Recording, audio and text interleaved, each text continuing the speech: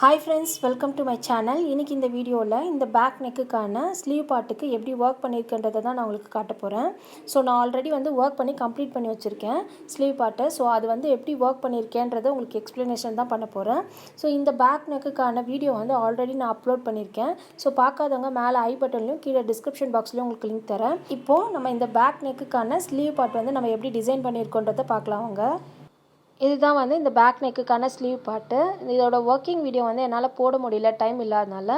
So அதனால நம்ம எப்படி ஒர்க் பண்ணியிருக்கோன்றதை மட்டும்தான் உங்களுக்கு வந்து இன்றைக்கி நான் சொல்ல போகிறேன்.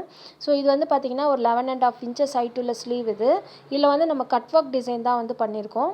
இதில் வந்து நம்ம பேக் நெக்கில் வந்து ஒரு கொடி டிசைன் வந்து ட்ரா பண்ணியிருப்பேன்ல, ஸோ அதே தான் வந்து இங்கேயும் நான் வந்து கொடுத்துருக்கேன். நடுவில் மட்டும் நான் வந்து கட் ஒர்க் டிசைன் வந்து பண்ணியிருப்பேன். அதே மாதிரி நம்ம இந்த ஃப்ளவர் மோட்டிவ்ஸு, அதே மாதிரி அந்த கொடியை சுற்றி என்னென்ன ஒர்க் வந்து பண்ணியிருப்போமோ அதே தான் நம்ம வந்து பேக் நெக்லேயும் ஒர்க் பண்ணியிருப்போம். ஸோ அதனால் அந்த பேக் நெக்கில் என்ன ஒர்க் இருந்ததோ அதை அப்படியே நான் இங்கே வந்து ரீட்டைன் பண்ணிட்டேன். எக்ஸ்ட்ராவாக வந்து பார்த்திங்கன்னா இந்த சென்டர் போர்ஷனில் இருக்க இந்த கட் ஒர்க் டிசைன் தான் நம்ம வந்து எக்ஸ்ட்ராவாக பண்ணியிருப்போம். அதுவும் வந்து பார்த்திங்கன்னா நம்ம செக்குடு பேட்டர்ன் கொடுத்துருப்போம். கீழே வந்து பார்த்திங்கன்னா நான் ஆரஞ்சு கலரில் இருக்க சில்க் காட்டன் கிளாத்தை வந்து நான் கீழே வந்து ஃபிக்ஸ் பண்ணிட்டேன்.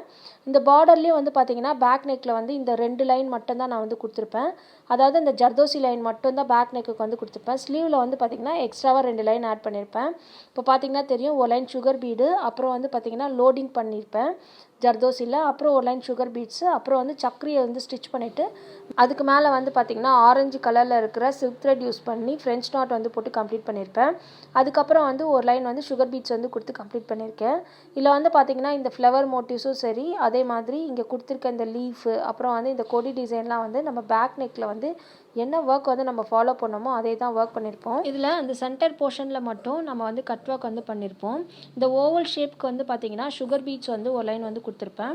நடுவில் வந்து நம்ம செக்குடு பேட்டர்ன் தான் வந்து கொடுத்துருக்கோம். ஸோ அதனால் வந்து சுகர் பீட்ஸ் வந்து அந்த செக்குடு லைன்ஸ்க்கு வந்து கொடுத்துட்டு அந்த 2 சைட்லேயும் வந்து நம்ம செயின் ஸ்டிச் வந்து கொடுத்துட்டு அப்புறம் வந்து நம்ம கொசுவத்தி காயில் யூஸ் பண்ணி நம்ம வந்து அதை ஹீட் பண்ணி கட் பண்ணிட்டோம் அந்த கிளாத்தை. அதுக்கப்புறம் வந்து பார்த்திங்கன்னா அந்த 2 சைடும் செயின் ஸ்டிச் வந்து கொடுத்துருக்கோம்ல, அதுக்கு மேலே வந்து நம்ம ஜிக்ஸாக்காக வந்து ஸ்டிச்சஸ் வந்து போடணும்.